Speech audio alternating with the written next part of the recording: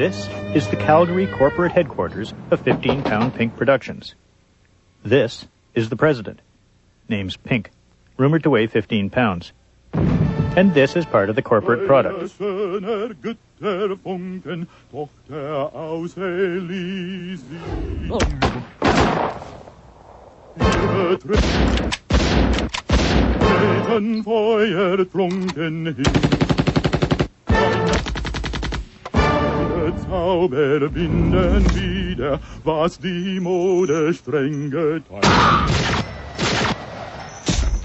It's about death. Death is everywhere in this house. Oh, wait, this is alive. Here comes the Prez. Hell of a commute in the morning, huh, Pinky Stinky? Death even hangs lightly on animator Carol Beecher's ear. Carol's partner in life and death and animation is Kevin Kurytnik. The intention was 7 minutes, but it expanded again. Part of the fun of animation for me is exploring the movement possibilities. Pantomime.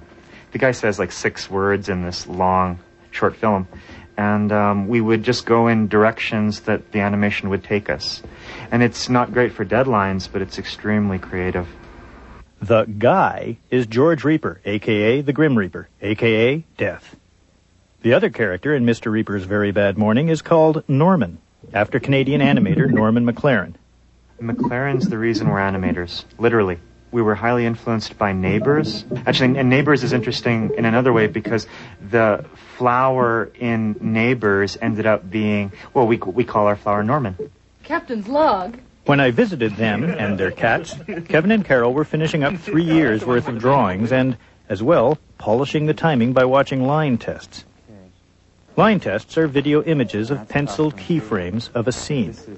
You actually labeled them as pops. Pop 7, okay, is the Tommy gun. Pop 8 is the M16. Well, it depends. This is where he's shot by the shotgun. Swing up before the Tommy gun? That's true. Then this is where he's shot by the Tommy gun. This is animation that requires small arms training. All the pencil animation is almost complete. And then the next step is scanning into computer for the digital ink and paint.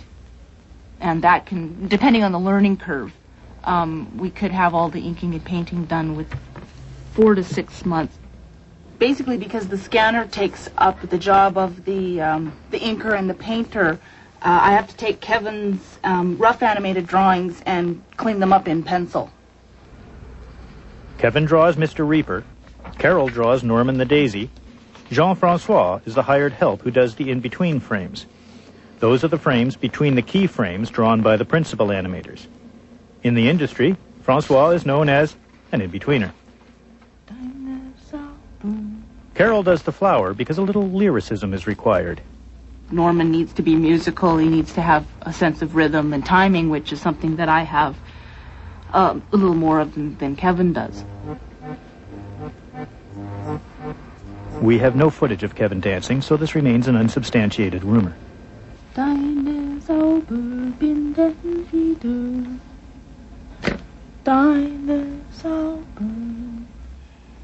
to figure out if I was singing, what would I do? How would I move? So it's sort of, that's what they say with animation, that if you're also an actor, so you need to know, I forget who it was saying that, but some of the best animators that he's seen were the ones that did martial arts and Tai Chi and were very athletic because they could completely control their body, and at the same time, because they could control their body, they understood how a movement is created from within, which is what you try to do when you're doing this animation stuff. Part of the problem is that he's rooted into the ground. I can't think of, well, how would you sing this? And he can't walk across the frame. He can't even move from side to side except the top of him. So the leaves and the head, the petals, it all has to work together. You have to compose the whole thing all at once. Reaper is Kevin's creation. The design has come from the history of graphic images of death as a personification. most animated characters that you see are round, right? You think of Mickey Mouse, you think of most characters, Bugs Bunny, all round, beautiful oval shapes. The reason is it's easy to draw round, or ellipses, right? Our wrists are programmed that way.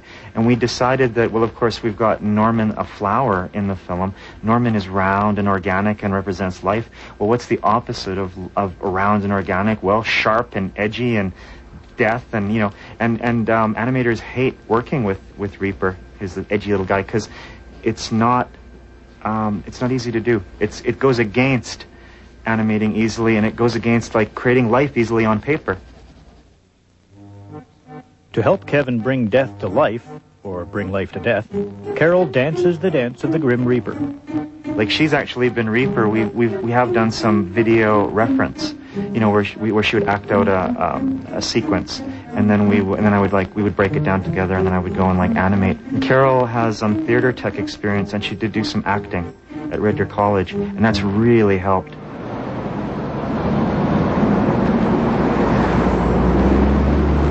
With the pencil work pretty well finished, I went with Kevin and Carol to Calgary's Quick Draw Animation Society, where Aidan Rimby, the production manager, awaited them with the new software. Nice when we get the new scanner in here, though.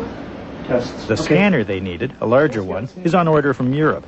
Now that we've actually got the opportunity to do it with the digital ink and paint system, we have to get a bigger scanner. That'll take 12 field, and this one that we got now won't. But in the meantime, they scan some pages into the computer to learn how this digital ink and paint process works. Kevin also makes use of QuickDraw's animation cameras for line tests. This, by the by, is the same camera that shot Cordell Barker's NFB classic, The Cat Came Back. And if they'd hand-painted all those cells, they'd be shooting them on one of these cameras. Actually, they'd probably still be painting. But who needs cameras in an easy point-and-click digital age? Whoops! Undo it and then go do Option Plus. Option Plus? Yeah. Option Plus. This? Is it Shift Plus? Apple Plus, sorry. Right Apple there. Plus? Oh, it doesn't allow us to do it. Hey, Dad! Originally, the intention was to make a cartoon, and cartoon traditionally is cell. The acetate, you know, do the drawings on paper and then transfer to cell. And we actually inked and painted a significant chunk of the breakfast part of the film. We call it part 2 right now of a four-part thing. And we painted it. We got a lot of volunteers at Quick Draw Animation Society to help. And it took a long time. It wasn't much fun. And in the meantime, the digital technology got more and more advanced. So now we're simply doing drawings on paper, and then those paper drawings are going to be scanned and processed in computer. Layers of animation can be overlapped either on transparent cells or in the computer. Paint your own transparencies on acetate cells, and you're traditional. Scan into a computer, and you save a lot of time. Although you have to buy the $10,000 software package and the $3,000 scanner. Well, I don't know how I did that. So when Carol's at Quick Draw, instead of painting cells, she's applying for grants. This is the gritty realism of the trade. You spend your time looking for money to finish your project. Quick Draw is also where Kevin makes a chunk of his living teaching courses on animation. Extremes can be keys. You decide by picking some of your drawings as keys, right? And then your extremes are all the other highest positions, lowest positions. When I started working on it on my own, when I was teaching at Quick Draw, started teaching, I think, in 1990, and I started to develop it, my intention was, because I loved cartoons, I love the Warner Brothers cartoons, Chuck Jones, and later on I discovered Bob Clampett and Tex Avery, and I wanted to make a cartoon the length of those old cartoons that went in front of the features, of course. And the average length for those particular short films was 7 minutes. But now, Reaper is more than 20 minutes long. A lot of animators nowadays, you create a soundtrack, you're locked into the soundtrack, and then you create the visual. It's the easiest way. It's extremely economically valid. But the problem is, when you're animating, your storyboards never quite are your animation. Storyboards are not in time. You can shoot animatic where you've got your boards playing on video, but it's just not the same thing. Once you get into the movement, things present themselves, opportunities arise. Part of the reason why we're taking so long to do the flick is we seize those opportunities. Another thing Chuck Jones said is, never do the same thing. Like, always look for something new. never lock down until the last possible moment. And then you do something new, you're bringing out something from yourself that you've never done before, you move forward. Kevin's fascination with the old Warner Brothers cartoons led him to a nifty technique for scythe swinging and other quick movements. The Warner Brothers way of doing things, which they discovered, I believe, in 1940, was Chuck Jones, an old cartoon of his called The Dover Boys, was to smear position A, position B. You would do an in-between, key pose, an in-between that linked them. It goes from this scythe, and then it begins to create a motion trail.